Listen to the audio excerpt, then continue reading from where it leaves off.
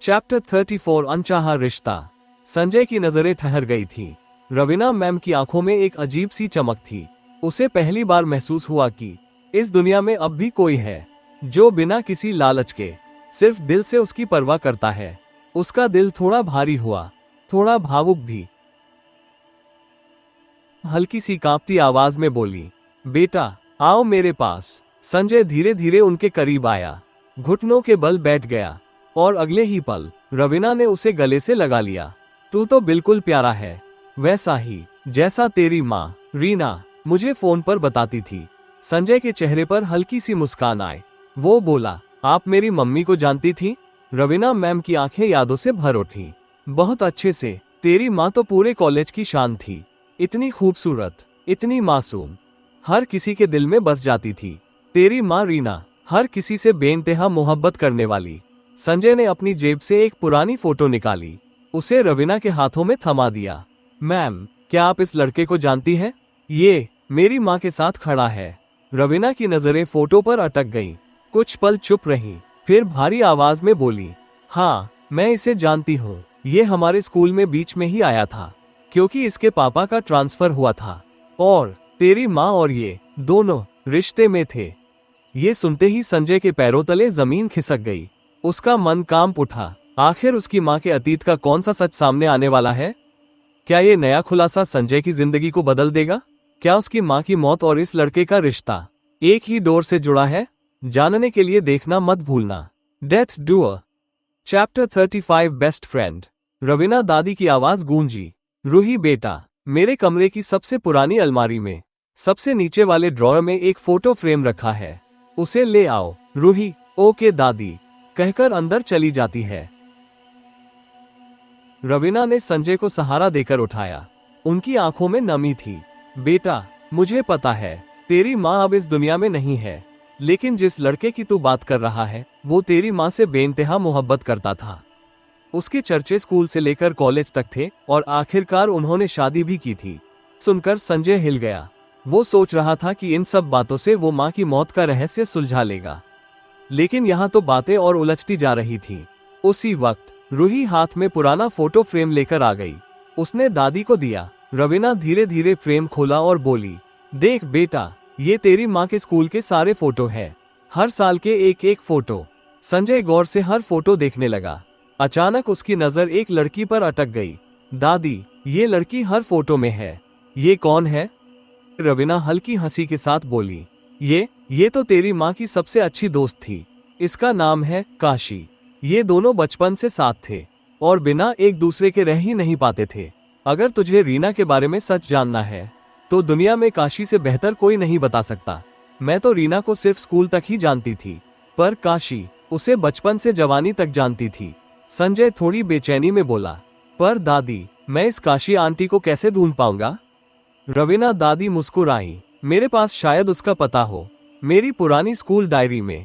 रूही, जरा वो डायरी तो ले आओ। कुछ देर ढूंढने के बाद आखिरकार वो डायरी मिल गई। रवीना ने एड्रेस देखकर कहा, ये देख बेटा, यही है काशी का पता। संजय जैसे ही एड्रेस पढ़ता है वो हैरान रह जाता है। ये तो मेरे ही मोहल्ले के पास है। उसने एड्रेस जेब में रखा और हाथ जोड़कर बोला, थैंक यू दादी, आपने मेरी बहुत मदद की। रवीना दादी ने उसके सिर पर हाथ रखकर कहा, खुश रहो बेटा, मैं बहुत खुश हूँ कि तू आया। संजय बोला, दादी अब मुझे निकलना होगा, आज शाम की ट्रेन है। ये सुनकर दादी की आंखें थोड़ी नम हो गईं और रूही भी चुपचाप उसके पीछे बाहर आ गई। जैसे ही संजय बाहर निकला, रूही ने धीमी आवाज में कहा, आपकी बहुत याद आएगी। संजय पलटा, उसकी तरफ देखा, क्या तुमने कुछ कहा? रूही झेप गई, नहीं कुछ नहीं। संजय मुस्कुराकर बोला, गुड बाय, और फिर वो बढ़ गया अपनी नई मंजिल की ओर। क्या काशी रीना के अतीत और मौत का राज खोल पाएगी, या फिर ये मौत का खेल अभी भी जारी है? जानने के लिए जुड़े रहिए। Death doer. चैप्टर 35 काशी का रहस्य। अगले दिन संजय अपने घर लौट चुका था। नहा धोकर जल्दी नाश्ता भी कर लिया। वो अपने कमरे के शीशे के सामने खड़ा था। उसके हाथ में वही एड्रेस था जो दादी रवीना ने दिया था। संजय ने एड्रेस जेब में रखा, एक लंबी सांस ली और घर से निकल पड़ा। दूसरी ओर अगली सुबह श्रेया बहुत देर से उठी थी। रात भर परेशान रही थी। जैसे तैसे किचन में आए और सोचा, चलो नाश्ता बना लेती हूँ। घर का सारा सामान खत्म हो चुका था। बहुत ढूंढने के बाद सिर्फ नूडल्स मिले। उसने पानी चढ़ाया, नूडल्स बनाए और फिर हॉल में जाकर टीवी ऑन कर दिया। न्यूज चैनल चलने लगा और वो आराम से नूडल्स खाने लगी। तभी अचानक श्रेया चिढ़कर बोली, इतवार के दिन भी कौन परेशान कर रहा है? वो उठी और दरवाजा खोला। श्रेया ने कहा, तुम? दरवाजे पर खड़ा शख्स ने कहा, क्या आप मुझे जानते हैं? श्रेया ने कहा, नहीं। श्रेया हैरानी से, तुम? क्या चाहिए तुम्हें? वो आदमी शांत स्वर में बोला, क्या आप काशी को जानती हैं? क्या वो पहले यहाँ रहती थी या अब भी रहती है? श्रेया जैसे ही अपनी माँ का नाम सुनी, उसके चेहरे का रंग बदल गया। वो गुस्से और दर्द से बोली, तुम्हें मेरी माँ से क्या काम? आदमी ने अपनी जेब से एक पुरानी फोटो निकाली और कहा, क्योंकि काशी मैम और मेरी माँ सबसे अच्छी दोस्त थी। मैं अपनी माँ के बारे में सच्चाई जानना चाहता हूँ, इसलिए मुझे आपकी माँ की जरूरत है। श्रेया की आंखें नम हो गई। उसने धीमी आवाज में कहा, काशी अब इस दुनिया में नहीं है। संजय एकदम से हक्का बक्का रह गया। क्या? आपको कैसे पता? क्या आप उनकी कोई रिश्तेदार हैं? श्रेया और चिढ़ गई, ये तुम्हारा काम नहीं है कि मैं कौन हूँ। बस मैंने जो कहा वो सच है। अब चले जाइए यहाँ से। संजय धीरे धीरे पीछे मुड़ा और चलने लगा, पर कुछ कदम चलकर रुका। उसने वापस पलटकर दरवाजा खटखटाया। श्रेया ने फिर दरवाजा खोला और कुछ बोलने ही वाली थी कि संजय ने उसके सामने वही फोटो रख दी। क्या आप इस आदमी को जानती हैं? श्रेया की नजर जैसे ही फोटो पर पड़ी, वो हैरान रह गई। उसका चेहरा सफेद पड़ गया और उसकी आंखों में हल्की कपकपी आ गई। उसने गहरी सांस ली और कहा, अंदर आओ। तो दोस्तों, अब कहानी किस नए मोड़ पर आने वाली है? श्रेया और संजय की मुलाकात से क्या सच सामने आएगा? जानने के लिए जुड़े रहिए। डेथ डुअर चैप्टर 36 नया पारा। संजय धीरे से श्रेया के फ्लैट में दाखिल हुआ। उसकी नजर सबसे पहले उस छोटे से हॉल पर पड़ी। साइड में एक अटैच्ड किचन और पास में एक छोटा कमरा था। लेकिन जो चीजें उसने देखी, उससे उसका मन अजीब सा हो गया। रसोई के बर्तन जले हुए पड़े थे, कपड़े इधर उधर बिखरे हुए थे और कई दिनों से कचरा भी बाहर नहीं फेंका गया था। साफ सफाई का आदी संजय ये सब देखकर चौंक गया, पर श्रेया ने ध्यान से देखा कि वो कुछ कहे बिना बस मुस्कुरा रहा था। वो हल्की झुंझलाहट में बोली, जरा 2 मिनट बाहर जा सकते हो? संजय मुस्कुराकर बोला, क्यों नहीं। वो बाहर निकल गया। इस बीच श्रेया ने फुर्ती से सफाई शुरू कर दी। कचरे को कबाड़ के बैग में भर दिया, छोटे मोटे सामान तकियों के नीचे दबा दिए और बर्तनों को रसोई में समेट दिया। थोड़ी देर बाद उसने दरवाजा खोला और बोली, अब आ सकते हो। संजय फिर से अंदर आया और दोनों लिविंग रूम में बैठ गए। संजय अब भी हल्की सी मुस्कान दबा रहा था। उसने कहा, क्या मुझे एक गिलास पानी मिल सकता है? श्रेया, हाँ अभी लाती हूँ। वो रसोई की ओर बढ़ गई। इसी बीच संजय को कुर्सी के पास जमीन पर कुछ महसूस हुआ। वो झुककर देखने लगा और जैसे ही हाथ में उठाया, वो एक ब्रा थी। संजय चौंक गया और उसी वक्त श्रेया हाथ में गिलास लिए लौट रही थी। उसने देखा कि संजय के हाथ में क्या है और एकदम भागकर उसके पास आई। गुस्से और शर्म से उसका चेहरा लाल हो गया। ये क्यों उठाया तुमने? संजय हड़बड़ा गया। आई एम सॉरी, ये मेरे पैरों के नीचे अटक रही थी, इसलिए उठाकर देख लिया। श्रेया ने झटके से वो चीज उससे छीनी और कमरे में जाकर रख दी। कुछ देर बाद वापस आई। संजय तब तक पानी पी चुका था। दोनों अब टेबल पर आमने सामने बैठे थे। श्रेया ने गहरी सांस ली और कहा, काशी मेरी माँ थी और तुमने बताया कि तुम्हारी माँ और मेरी माँ सबसे अच्छी दोस्त थी। लेकिन एक सच्चाई है, मेरे माँ पापा की मौत एक्सीडेंट में नहीं हुई थी। मुझे हमेशा शक रहा है कि उस हादसे के पीछे कोई था, लेकिन आज तक पता नहीं लगा पाए। संजय ने शांत स्वर में कहा, मेरी माँ बहुत अच्छी थी, कभी किसी का बुरा नहीं किया। फिर भी पता नहीं क्यों उन्हें धोखेबाज कहा गया और मार भी दिया गया। श्रेया ने उसकी आंखों में देखा और धीमे स्वर में बोली, शायद हमारे अतीत के रास्ते एक ही जगह मिलते हैं, क्योंकि जिस आदमी पर मुझे शक है वही शायद तुम्हारी माँ की मौत का भी जिम्मेदार हो। संजय ने गंभीरता से पूछा, कौन है वो? श्रेया के दिल में उथल पुथल मच गई। वो सोचने लगी, क्या मुझे ये सच बता देना चाहिए? क्या सचमुच मेरी माँ पापा और संजय की माँ का कातिल एक ही इंसान है? तो दोस्तों, क्या श्रेया संजय को अपने शक का नाम बता देगी? क्या अब सच सामने आएगा? या राज और गहराएगा? जानने के लिए देखते रहिए death doer chapter 37 hello kitty. Shreya गहरी सोच में थी। जिंदगी में पहली बार उसने दिमाग की नहीं, दिल की सुनी, क्योंकि वो जानना चाहती थी आखिर मेरी माँ, पापा और संजय की माँ का कातिल कौन है। कभी तो उसने उम्मीद छोड़ दी थी, लेकिन अब संजय के रूप में उसे एक उम्मीद की किरण मिल चुकी थी। वो संजय की आंखों में देखते हुए बोली, मुझे लगता है जिसने तुम्हारी माँ को मारा वही मेरी माँ पापा का कातिल भी है। संजय चौंक कर बोला, लेकिन तुम इतना यकीन कैसे कर सकती हो? श्रेया, क्योंकि तुमने भी बताया था कि वो आदमी हमेशा कलाकार का कपड़ा पहनकर आता था, और मुझे भी यही याद है। साथ ही तुम्हारी माँ और मेरी माँ दोनों बेस्ट फ्रेंड्स थी। ये कोई छोटा इशारा नहीं है, ये एक बड़ा क्लू है। संजय ने गंभीरता से सिर हिलाया। हाँ, तुम सही कह रही हो, मुझे भी यही शक है। पर क्या तुमने उस आदमी के बारे में कोई जानकारी निकाली? श्रेया ने गहरी सांस ली। नहीं, अब तक नहीं। पर तुम्हें मेरे बारे में कैसे पता चला? संजय, मुझे माँ की एक पुरानी फोटो मिली थी, उसमें स्कूल का नाम लिखा था। वहीं से मुझे रवीना मैम का पता चला। फिर रवीना मैम ने तुम्हारी माँ के बारे में बताया, और उन्होंने ये भी बताया कि तुम्हारी माँ अचानक से गायब हो गई थी। श्रेया कहती है तुमने बताया कि वो कल शर्ट वाला रहस्यमय आदमी तुम्हारी मॉम के कॉलेज में भी था, तो हमें उसे कॉलेज से कुछ पता चल सकता है। संजय ने कहा, तुम सही कह रही हो, और तुम्हारी माँ भी उसी कॉलेज में पढ़ी होगी, क्योंकि दोनों बेस्ट फ्रेंड ने से कॉलेज और स्कूल किया था। श्रेया, क्या तुम्हें उसे कॉलेज का नाम पता है? संजय, हाँ मुझे पता है, रवीना दादी ने मुझे बताया था। श्रेया अचानक खड़ी हो गई। यस, कॉलेज से ही हमें कुछ सुराग मिल सकता है। रवीना मैम ने भी बताया था कि वो आदमी तुम्हारी माँ के चक्कर में उसी कॉलेज में दाखिला लिया था। हमें वहीं जाना चाहिए। संजय, तो फिर कल चलते हैं, लेकिन अकेली मत जाना, मैं भी साथ चलूंगा, क्योंकि मेरी माँ का कातिल भी वही हो सकता है। श्रेया ने मुस्कुराकर हामी भरी। हाँ हाँ, तुम भी चलना मेरे साथ। संजय जाने के लिए उठा। श्रेया उसे गेट तक छोड़ने आए। जैसे ही वह मुड़ा, अचानक मुस्कुराकर बोला, वैसे हेलो किटी मुझे भी बहुत पसंद है। श्रेया चौंक गई। दरवाजा बंद करते ही उसके दिमाग में सवाल उठा, इसे कैसे पता चला कि मुझे हेलो किटी पसंद है? धीरे धीरे वो अपने कमरे में गई और बिस्तर पर लेट गई।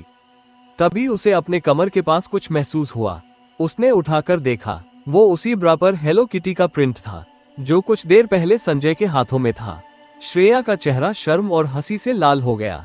उसने धीरे से कहा, संजय कितना बदमाश है। तो दोस्तों, क्या सचमुच संजय और श्रेया उस कॉलेज से अपने माता पिता की मौत का रहस्य जान पाएंगे, या फिर वहां छुपा होगा कोई और बड़ा राज? सैंड टाइमर जानने के लिए देखते रहिए डेथ डुअर चैप्टर 38 सफर। सुबह सुबह संजय ने नंबर मिलाया। फोन श्रेया ने उठाया और जल्दी से बोली, हेलो हेलो मत बोलो, हमारी आज ट्रेन है, कॉलेज जाना है ना? संजय ने कहा, मुझे पता है और मैं रेडी भी हूं, पर मुझे ऐसा लगता है कि तुम अभी सोकर उठी हो। श्रेया ने कहा है, अरे मैं तो सोती रह गई, तुम निकलो, मैं स्टेशन पर मिलती हूँ। फोन कटते ही संजय मुस्कुराया। ये कितनी आलसी है, इसका बॉयफ्रेंड तो पागल हो जाएगा। फिर खुद ही बुदबुदाया, और हाँ, मुझे इससे क्या लेना देना कि इसका बॉयफ्रेंड है या नहीं। वो तैयार होकर घर से निकला और स्टेशन की ओर चल पड़ा। दूसरी ओर श्रेया भी भाग दौड़ में तैयार हो रही थी। उसने जल्दी से अपने बाल स्ट्रेट किए, हल्का सा makeup, crop top, high waist jeans और ऊंचे बूट्स पहन लिए। बिना नाश्ता किए टैक्सी रोककर वो सीधी स्टेशन की ओर निकल पड़ी। प्लेटफॉर्म पर पहुंची तो देखा, संजय पहले से खड़ा था। वो भागकर उसके पास आई और हांफते हुए बोली, उफ, अच्छा हुआ मैं लेट नहीं हुई। Good morning Sanjay. संजय हंसकर बोला, गुड आफ्टरनून। उसने घड़ी देखी और शर्मा कर बोली, हाँ हाँ, गुड आफ्टरनून। इतने में ट्रेन आ गई। दोनों अपनी सीट पर बैठ गए। थोड़ी देर बाद श्रेया का पेट गुड़गुड़ाने लगा। संजय ने मुस्कुराकर उसका चेहरा देखा और समझ गया, इसने नाश्ता नहीं किया होगा। उसने अपना बैग खोला और लंच बॉक्स उसकी ओर बढ़ा दिया। श्रेया चौंक कर बोली, oh my God, thank you so much, मुझे तो बहुत भूख लगी थी। वो जल्दी जल्दी खाने लगी। संजय बस मुस्कुराकर उसे देखता रहा और मन ही मन बोला, मुझे खुद नहीं समझ आता कि मैंने इसके लिए खाना क्यों लाया। मैंने तो कभी अपने दोस्तों की इतनी परवाह भी नहीं की। लेकिन जब उसने श्रेया को प्यार से खाना खाते देखा, उसका दिल अपने आप मुस्कुराने लगा। काफी देर बाद ट्रेन अपने डेस्टिनेशन पर पहुंची। दोनों बाहर निकले। बाहर बहुत तेज हवाएं चल रही थी और हल्की हल्की बारिश शुरू हो गई थी। श्रेया ने घबराकर कहा, जल्दी जल्दी भागो, नहीं तो भीग जाएंगे। वो आगे दौड़ने लगी। संजय धीरे धीरे पीछे आ रहा था। अचानक श्रेया ने उसका हाथ पकड़ लिया और कहा, चलो जल्दी। दोनों हाथ पकड़कर भागने लगे। संजय की नजरें तो बस उस हाथ पर टिकी थी जिसने पहली बार उसे इतने अपनेपन से थाम लिया था। दोनों ने टैक्सी ली और अपनी मंजिल की ओर चल पड़े। पर अब श्रेया के मन में भी एक ख्याल गूंज रहा था, कैसे मैंने संजय का हाथ पकड़ लिया। उसके होठों पर हल्की सी मुस्कान थी और दिल की धड़कनें तेज। टैक्सी झटके से रुक जाती है। श्रेया, अरे भाईया, गाड़ी कैसे बंद हो गई? ड्राइवर बाहर उतरकर बोनट खोलता है। 10 मिनट तक चेक करने के बाद वो चिल्लाता, मैडम, इसका इंजन तो जल गया है, अब ये मुझसे नहीं बनेगी, मैकेनिक चाहिए। संजय भी बाहर आकर बुदबुदाता है, ओह शिट, आसपास तो घर भी नहीं है, अब करेंगे क्या? ड्राइवर, सर, आगे रोड पर आपको दूसरी टैक्सी मिल जाएगी। श्रेया हल्की टेंशन में संजय को देखती है। चलो, हमें पैदल चलना होगा, रात भी होने वाली है। दोनों सड़क पर चलने लगते हैं। अचानक मौसम बिगड़ता है। तेज हवाएं, मूसलाधार बारिश। दोनों पेड़ के नीचे शरण लेते हैं। भीगते भीगते संजय की नजर सामने पड़ती है। श्रेया, देखो, वहाँ एक झोपड़ी है, यहाँ खड़े रहेंगे तो पूरी तरह भीग जाएंगे। चलिए, वहीं चलते हैं। श्रेया सिर हिलाती है, हाँ, तुम सही कह रहे हो। दोनों भागकर टूटे फूटे झोपड़े तक पहुँचते हैं। अंदर छत मजबूत थी, पानी भी नहीं टपक रहा था। एक तरफ टूटी चारपाई रखी थी। संजय ने जैसे ही श्रेया की ओर देखा, उसकी सांसें अटक गईं। श्रेया का क्रॉप टॉप भीगकर उसके जिस्म से चिपक चुका था। भीतर का हर निशान साफ नजर आ रहा था। उसकी नजरें धीरे धीरे नीचे फिसलती हैं। कमर तक आते आते उसकी धड़कनें और तेज हो जाती हैं। वो झटके से अपनी नजरें घुमा लेता है। लेकिन श्रेया जोर से चिल्लाती है, संजय, इधर तो देखो, मेरे कपड़े के अंदर कुछ घुस गया है, बहुत खुजली हो रही है, हेल्प करो ना प्लीज, मुझे डर लग रहा है। संजय चौंककर उसकी ओर देखता है। अच्छा रुको, मैं देखता हूँ, कहाँ खाज हो रही है, इशारा करके बताओ। वो अपने पेट की तरफ इशारा करती है।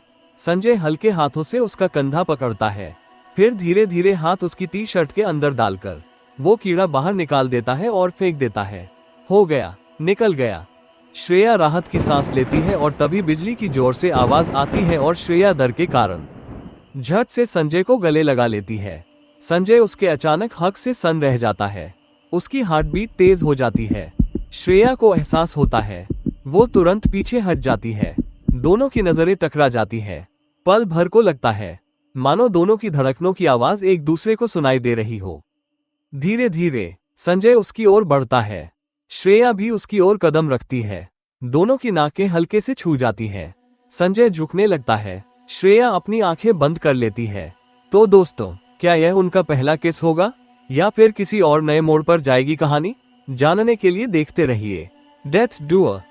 दोस्तों, अगर आपको ये स्टोरी पसंद आए तो प्लीज मेरे चैनल को लाइक और सब्सक्राइब जरूर कीजिए।